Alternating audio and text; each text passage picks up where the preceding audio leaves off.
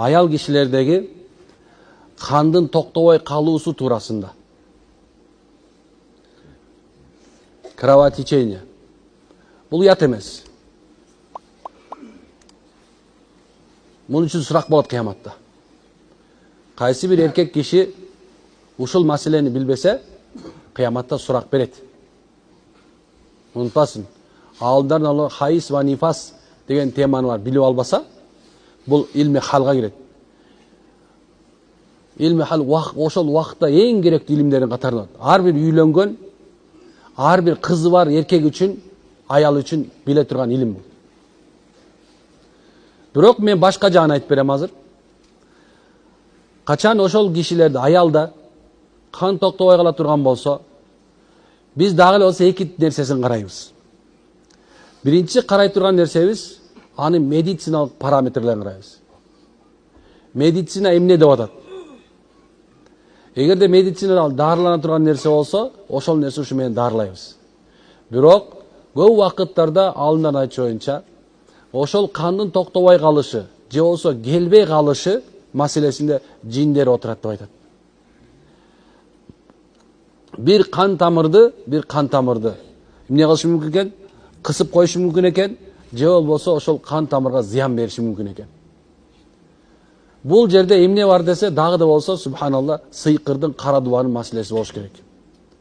Көп убакыттарда балалуу болуу үчүн аял кишинин этеккери толук кровотечениеси туура өз убактысында болуш керек.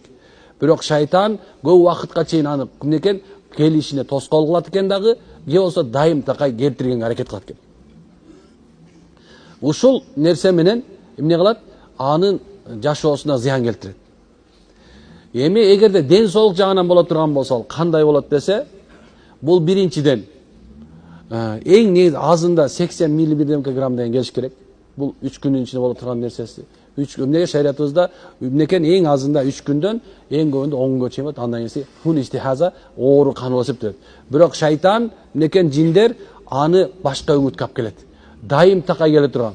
Бирок ошол аял кишиге катуу оорчулук келе турган, же гемоглобини, жанакындай нерселери, же кандагы нерсе түшүп кете турганчалыкка чейин апарбайт экен дагы, бирок дайым такай каны келе турган болуп калат. Ошол эле мезгилде аял кишинин башын оорутушу мүмкүн, жана памятин жоготконго аракет кылышат экен. Ошол менен субханалла, жана нерв жагынан жабыркатканга аракет кылышат. Бул нерсе жөнүндө айта турган болсок, бул кадимкидей эле айыга турган эле оору. Бул жакта практикада бар.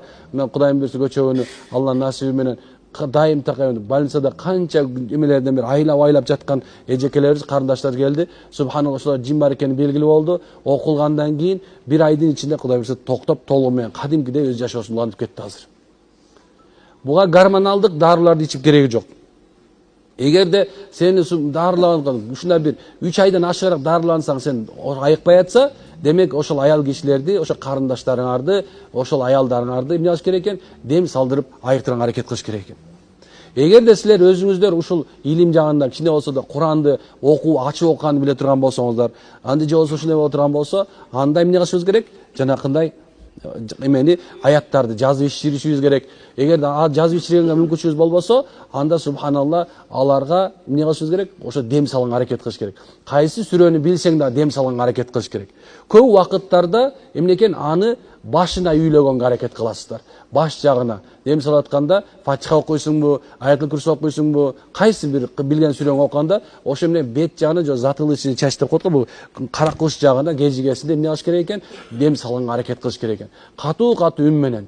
Жок дене күнүнө бир жолу болсо Фатиха сүрөсүн окуганга аракет кылсын. Эгерде ошо аял киши ушул нерсени биле турган болсо, билебиз. Анын маселеси кандай десе, эгерде ошо этеккири дайым ай сайын эсептеп коет, ошол 3 күн болсо 3 күн, 10 күн болсо 10 күн Куран кармабайт, намаз окубайт, бирок калган убакытта да гусул алат да кадимкидей Куран окуп, кадимкидей намаз окуй берет, билесиздер, Ошол убакыттарда мындай өзүнүн убактысынан ары чыккан болсо, эмне ошол аял киши дагы Куранды окуп, өзүнө дем салганга аракет кылсын. Кайсы сүрөнү билсе да окуй берсин. Анткен себеп булар ушул аял кишилер ушундай этеккирин келтирип аткан, канды токтотпой келтирип аткан жин шайтандар эң алсыздар болуп эсептелет. Ошон үчүн ар бир эле жанакындай жакшынакай эле кичине Фатиханы, Ихлас, Фалак, Насты билген эле аял болсун, эркек болсун, иншалла муну айыктырып кое ала турган даражада болуп эсептелет. Эгерде сыйкыр менен болуп байланган болсо, анда баласыз, тукумсуз калтыра турганга чейин даражада болгон ушундай болсо, анда ошол рукуячыга, жокса рахига алып келип, иншалла дем салдырганга аракет кылышыңыздар керек. Биз билесиздер, сиздерге дайыма жазылган, печатталган жанагындай кагаздарды беребиз. Ошол кагаздарды субханалла алып ичиргенге аракет кылыш керек. Ошол аялга, ошол эмеге, ошол менен бирге субхан ошо менен жуунтканга да аракет кылыш керек. Шариаттын өкүмү ушул эки, мынекен бардык алымдардын көз карашында Кур'ан аяттарды окуу, ага дем салуу, аны жазып ичирүү, ошондой эле жана тагынып алуу шариятыбызда улуксат болуп эсептелет. Бул эң жакшы метод, жана ошондой мурунку таба табиине, салаф салихиндердин амалдары болуп эсептелет.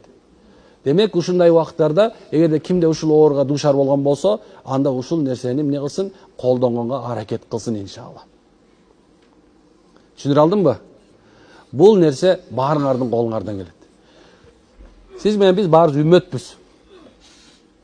Пайгамбар саллаллаху алейхи вассалам баарыбызга ушул нерсени үйрөткөн. Болгон нерсеси жана башында айтканда кайдыгерлигибиз аттың. Кичине болсо да илимден ошо көңүл бурбастыгыбыздын бир кесепети ушул нерсеге алып келип койду бизди. Болбосо бардыгыбыз тең мусулманбыз, машалла. Бардыгыбыз кыла ала турган, бардыгыбыз оңдоп кыла турган иш эле бул. Ошон үчүн сиздерден сурап турган нерсе ихлас коюп, кимдеги ушул нерсени кыла турган болсо, иншалла жанакындай болуп калса, Кудайым буйрса ошонун шифасы тиет. Ихлас деген нерсеге көңүл буруш керек. Анткени Кудай таалам көрүп турат. Кудайым каалаган үчүн болот. Менин каалаган нерсем үчүн болбойт деген ниетте дем салып, ошого айыртырса болот деген сөздү айттым эле. Аракет кылабызбы? Колдон эсе түшүндүрдүк, машалла. Аллах ыраазы болсун, машалла. Ассаламу алейкум ва рахматуллахи ва баракатух.